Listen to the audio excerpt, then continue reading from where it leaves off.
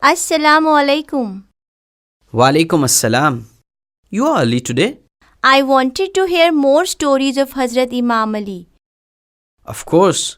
There are many more. Alright, sit there. Inshallah, I'll tell you some more stories of Hazrat Imam Ali bin Abu Talib radiallahu ta'ala anhu. Hazrat Ali radiallahu ta'ala anhu always dressed poorly and ate simple food. Even the beggars in Kufa ate better food than the caliph. He did so because he wanted to spend all that he could on the poor and the needy in the city. Once he was having his breakfast when he had a guest. The guest saw that Hazrat Ali had a cup of water and some barley bread in front of him. He could see that the bread did not have any oil or butter and it was very hard and stale. Hazrat Ali was trying very hard to break the bread into pieces.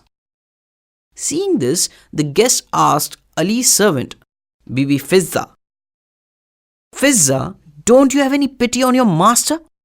Why don't you add some oil in the bread so that your master can have softer bread?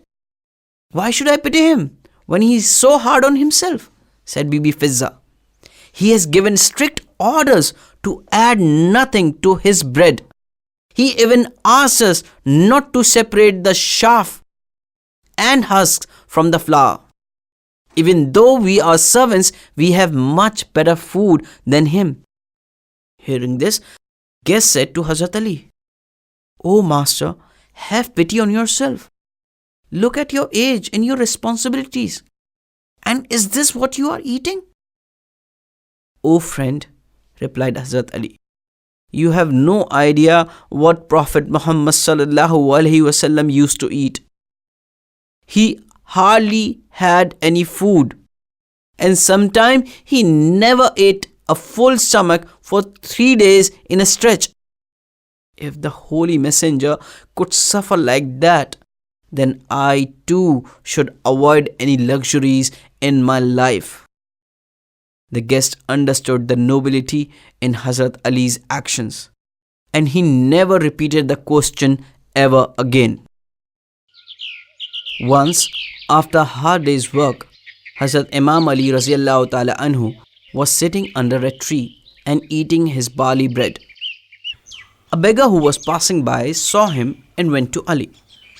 The beggar told him that he was hungry and asked if he could offer him some food. Imam Ali radiallahu ta'ala anhu readily offered to share what he was eating and gave a piece of bread to the beggar.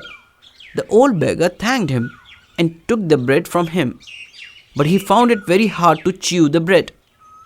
The beggar returned the bread and told him that the bread was too hard for him. Hazrat Ali radiallahu ta'ala anhu then asked the beggar to go to Imam Hassan's house and told him that he would get good hot food there. The beggar thanked him and left for Imam Hassan's house. The beggar arrived at Imam Hassan's house as he was told. He was surprised to find that a huge banquet was spread out and many people eating food there. When Imam Hassan radiallahu ta'ala anhu saw the beggar, he invited the beggar to join them. The beggar started eating the food, but while he was doing it, he ate one mouthful and then keep one mouthful of food in a separate bowl. Imam Hassan radiallahu ta'ala anhu was confused seeing this. So he asked the beggar, why are you putting food in the bowl? I met a good man today who was eating dry barley bread with salt. He was so kind that he told me to come here for food. I want to give him some food for his kindness. When Imam Hassan radiallahu ta'ala anhu heard this, he smiled and said, that man is none other than Imam Ali bin Abu Talib. This is his house. Even though he could lead a luxurious life, he chose to lead the life of a poor. He is a true Muslim. Hazrat Ali radiallahu ta'ala anhu liked farming as well. He used to work very hard in the fields for cultivating crops. He had just bought a plot of barren land outside Medina. He wanted to cultivate this land, and for this he needed water. Hazrat Ali Raziallahu Ta'ala Anhu decided to dig a well to get the water. But the land was barren and there were no hopes of getting any water. He placed his hopes on Allah Subhanahu wa Ta'ala and started to dig. He worked very hard that day, and when it was evening, he went home.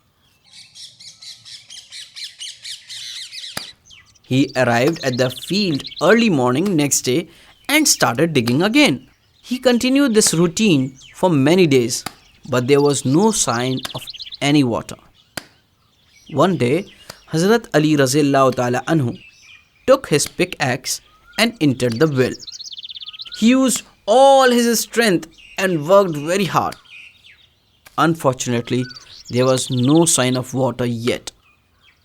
Exhausted, he came out of the well and took rest for a while. Then he entered the well again, started digging with all his might. Such was his vigor that his breathing could be heard by nearby people. In one last effort, he struck a rock with all his strength. It was a miracle. The ground split open and fresh, clear water came from below. Hazrat Ali Raziallahu Ta'ala Anhu was happy and he got out of the well. The water rose up and it was such a wonderful well. He looked at the well and realized that this well would soon turn the surrounding dry desert to a lovely farm. Soon the people gathered around to see the well. Everyone was surprised. Imam Ali bin Abu Talib is really a hard-working man, someone said. Allah subhanahu wa ta'ala has been generous to him, and because he's such a good man, said another.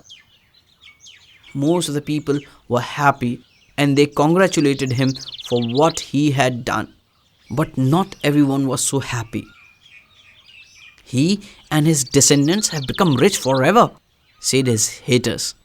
They were jealous that he had found water in this dry desert. Now the value of land would rise considerably. Bring me a paper and pen, said Hazrat Ali. When he got what he asked, he sat down and wrote, I am donating this well and the land surrounding it in charity, and its income should be used as follows: in helping the poor, in helping the travelers, in providing the means for the marriages of orphans, in providing medical care for the poor, in doing good works for the public benefit. I am donating the well to seek the pleasure of Allah subhanahu wa ta'ala. Hazrat Ali Raziallahu Ta'ala Anhu had such humility that even his haters started loving him. MashaAllah, that was such a great story. I'm glad you liked it, my son. I'll tell you another story tomorrow. Thanks. Ma-assalam, Yusuf uncle. May Allah bless you. Ma salam, Abu. Goodbye. Goodbye.